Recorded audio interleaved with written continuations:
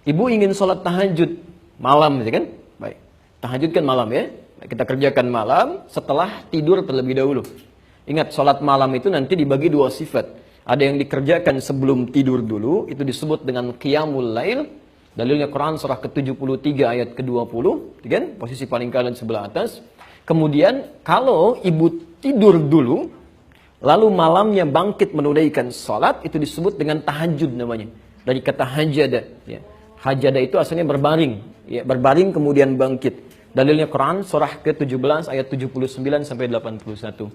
Nah, saya berikan contoh. Orang yang ingin tahajud malamnya, ya, itu adab Qurannya, ketentuan pertama, jangan langsung tahajud. Ini nggak mudah. Ya, nggak mudah. Yang paling penting bisa dilakukan sebelum amalan dikerjakan, kata Quran keluarkan dulu keutamaannya. Kira-kira keistimewaan tahajudnya apa? Kalau ibu mengerjakan tahajud, apa yang didapatkan? Dengan mengeluarkan keistimewaan ini atau keutamaan ibadah ini, kemudian ibu keluarkan, ibu catat, ibu tulis, itu akan jadi motivasi yang kuat bagi kita untuk mengerjakannya. Jadi motivasi gitu kan? Nah, rumus ini, pelan-pelan, rumus ini disebut dalam istilah fikih dengan kata wa'dun. Ya, agak cepat ya, wa'dun.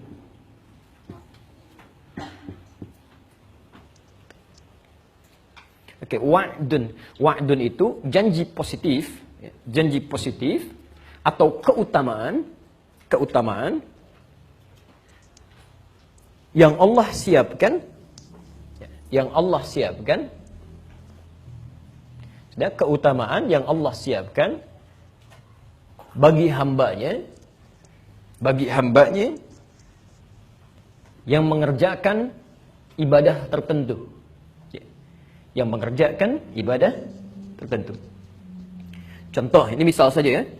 Di Quran disebutkan, diisyaratkan, orang yang tahajud itu dijamin langsung oleh Allah, bukan hadis lagi ya, bukan hadis lagi. Dijamin langsung oleh Allah di Quran, surah ke-17, ayat 79 sampai dengan 81-nya. Lihat kalimatnya. Allah menjamin akan memberikan 4 hal. Saya ulang. Allah jamin akan memberikan 4 hal pada orang yang tahajud, yang tidak akan pernah ini diberikan pada yang tidak tahajud, sekalipun sholat fardunya khusyuk luar biasa. Ibu sholat misalnya 5 waktu sampai menangis terseduh-seduh, khusyuknya luar biasa, Anda tidak tahajud, Anda nggak dapat yang 4 ini. Ini khusus hanya untuk yang tahajud. Ya. Dan saking pentingnya tahajud ini, yang 4 ini, sampai perintah tahajud itu satu-satunya sholat sunnah yang perintahnya dilekatkan langsung dengan sholat fardu. Ya. Sholat fardu ada berapa rakaat? 17 rakaat, Masya Allah. Berapa waktu? 5 kan dalam sehari. 17 rakaat di surah ke-17. Ayat 78-nya. Ayat 78 itu perintah sholat fardu. Aqimis salata liduluki syamsi ila ghasaqil laili wa qur'an al-fajri. Ada? Posisi sebelah kiri ke atas sedikit. Inna Qur'an al-fajri kana mashhuda. Itu dari mulai zuhur sampai ke subuhnya. Setelah itu, ternyata salat sunnah pertama disebutkan di Quran, diisyaratkan, itu bukan rawatib. Bukan yang rawatib 12 rakaat. Atau kalau zuhurnya enggak 4 bisa jadi 2, kan? 10 rakaat. Ya maksimal 12. Kemudian bukan salat duha, bukan salat syuruk, tapi salat tahajud. Ayat 79-nya.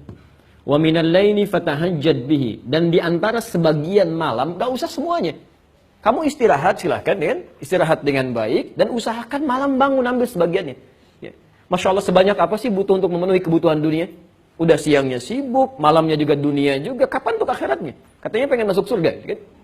Maka disinilah kemudian dimintakan, kata Allah nggak usah semuanya, sebagian aja yang bisa kamu hadirkan. Fatahajjad bihi, tunaikan tahajud nafilah. Ini hanya nafilah, tambahan saja, sunnah. Ya.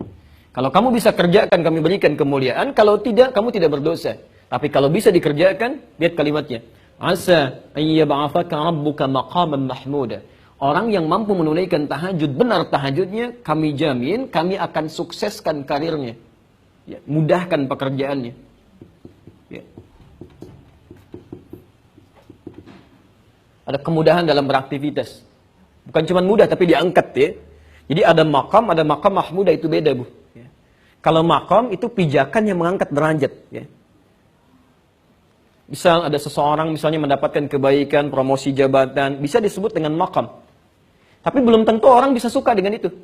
Mungkin ada yang iri hati, ada yang tidak sudi dengan itu. Kok bisa dia ya? Kenapa bukan yang lain? Ada.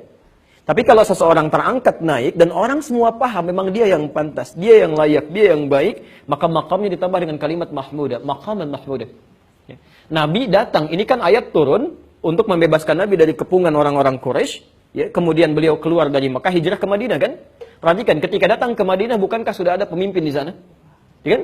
Ada Abdullah bin Ubay bin Salul, ada kepala suku yang lain. Ketika datang Nabi orang baru, tidak mudah mengangkat beliau sebagai pemimpin. Mungkin ada yang tidak suka, tapi orang kebanyakan mengatakan beliau yang pantas, beliau yang baik dan sebagainya. Ya, pelan-pelan. Ya. Kemudian yang kedua, wa qur rabbi adkhilni mudkhalas sidqin, akan dimudahkan urusan pekerjaannya, dibimbing mengawali aktivitasnya, dibimbing Allah. Ya, mengawali aktivitas. Dibimbing Allah Subhanahu wa taala. Masya Allah, tidak ada yang paling nyaman, paling mudah kecuali mendapat bimbingan Allah Subhanahu wa taala. Di rumah tangga dapat bimbingan, mau ke kantor dapat bimbingan. Ketika dibimbing Allah tidak mungkin menemukan teman yang jelek. Tidak mungkin menemukan makanan yang buruk, tidak mungkin menemukan pakaian yang buruk dan sebagainya.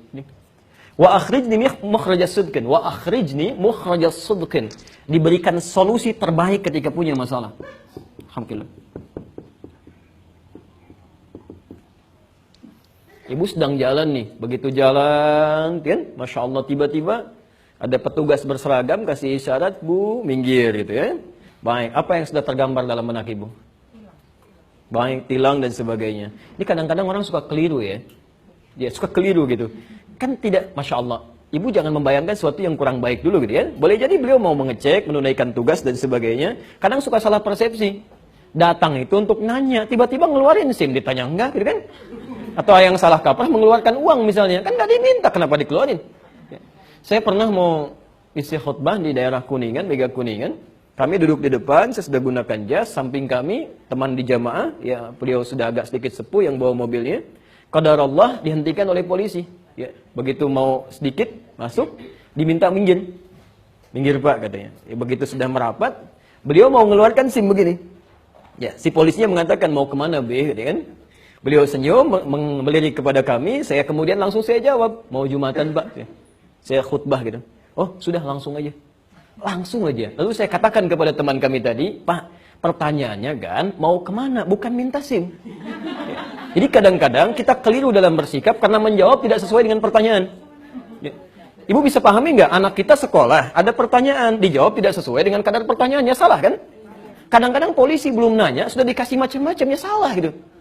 Banyak orang baik Bu, banyak orang baik di kepolisian tuh. Kalau saya ke Mabes atau ke Polda itu Masya Allah gitu ya, orang sudah merapat ke masjid, banyak yang berdoa dan sebagainya. Tidak semua buruk, kadang-kadang yang masuk ke setannya bukan petugasnya, manusianya juga yang salah gitu. Jelas ya? Baik, ini bagian yang pertama ya. Jadi kalau kita sering mendekat kepada Allah, kasih solusi ya. Gak harus ada biaya kok, gak harus banyak tenaga ya. Pelan-pelan. Yang terakhir, waj'alni min ladunka sultanan nasira. Kalau diganggu dalam hidupnya, Masya Allah, kadang-kadang ada orang ingin menyingkirkan, menyungkurkan, menyudutkan macam-macam, kan? Orang yang rajin tahajud, perhatikan, akan langsung ditolong oleh Allah tanpa perantara. Ya. Tanpa perantara.